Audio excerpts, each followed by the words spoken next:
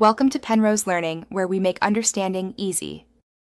You start by preparing the exact image and USB so the PlayStation can read it. First, resize or crop your picture to 1920 by 1080 and save as JPEG or PNG. This prevents stretching. Then format a USB to FAT32 or XFAT and copy the file into the root or a top-level folder so the console finds it quickly.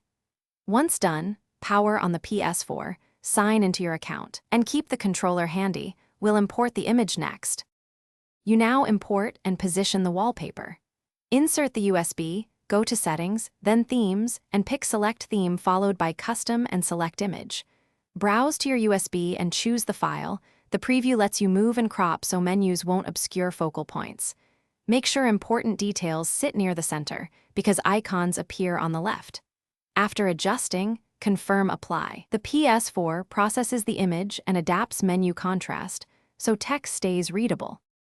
Finish by checking how the wallpaper looks across menus and the home screen. You can re-enter themes if you need to reposition.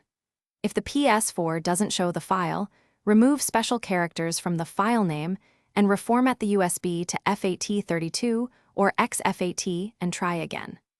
Once done, if problems persist, you can copy the image into Capture Gallery via USB or restart the console. As a last resort, rebuild the database from safe mode to refresh media recognition.